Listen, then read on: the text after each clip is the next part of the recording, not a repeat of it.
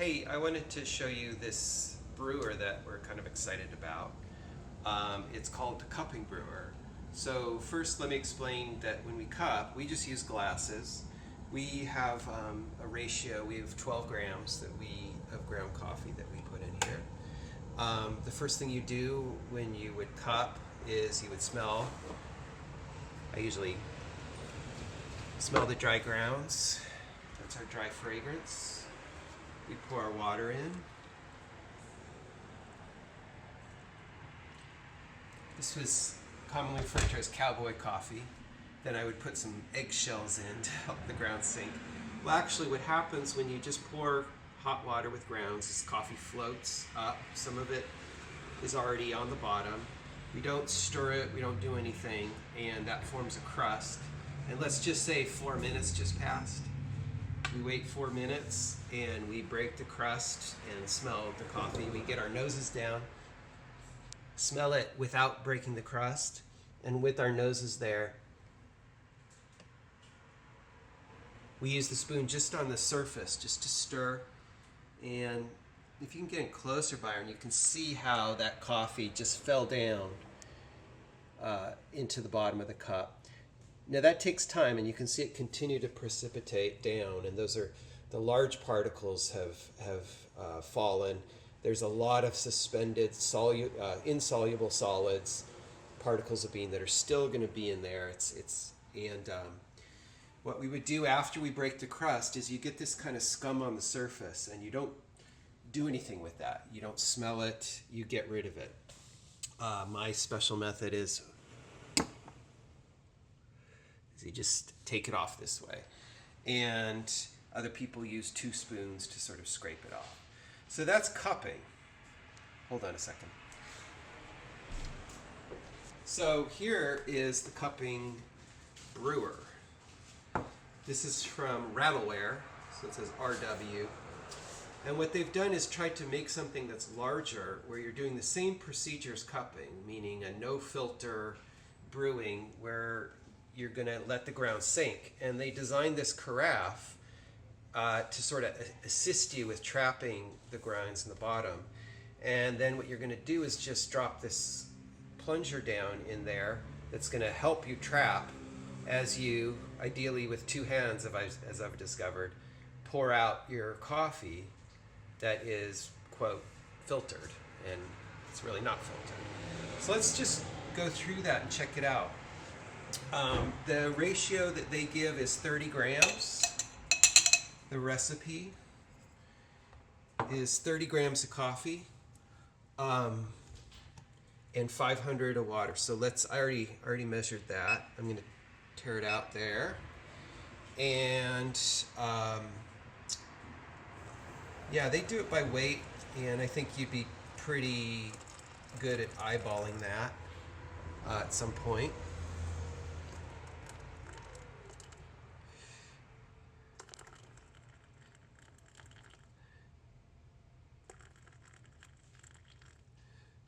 Yeah, so we're getting there.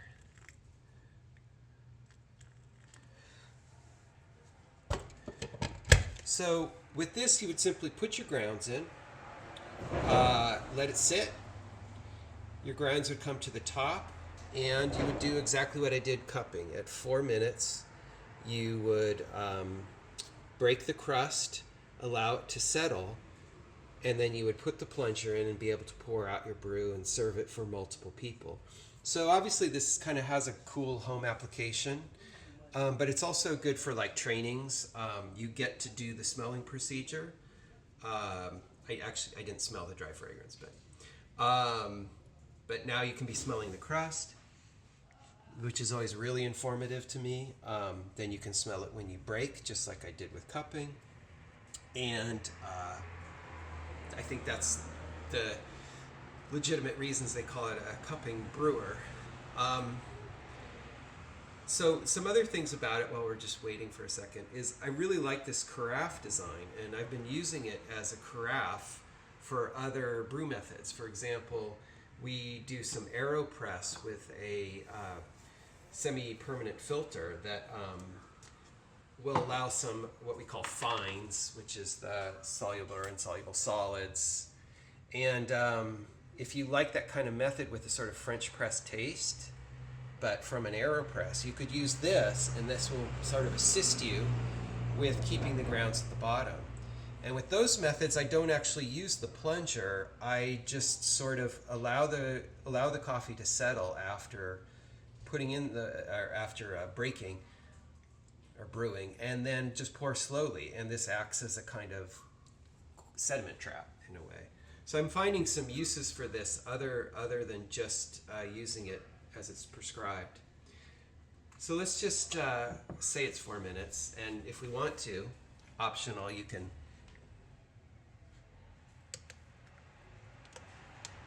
get your nose in there and stir the surface.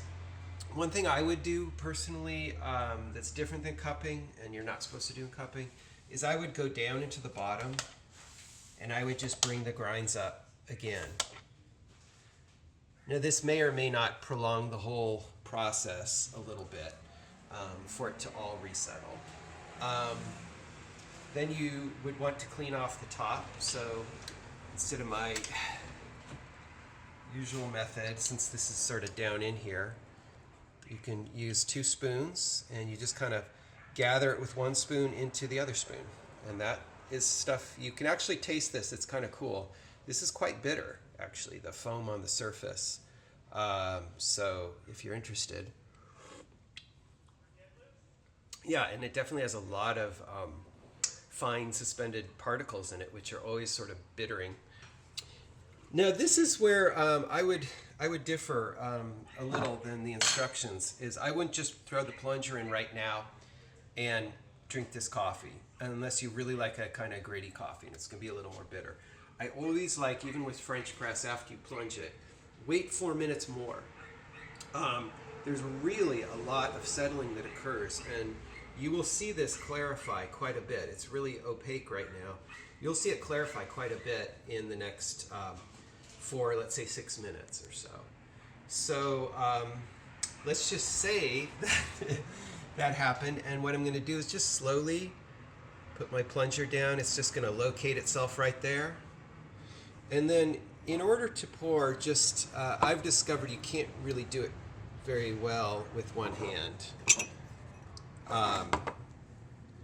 It's really good with 2, and just you need to just keep that hand centered in there. And I would just be patient and pour it slowly, because you will kind of stir up grinds within the top portion.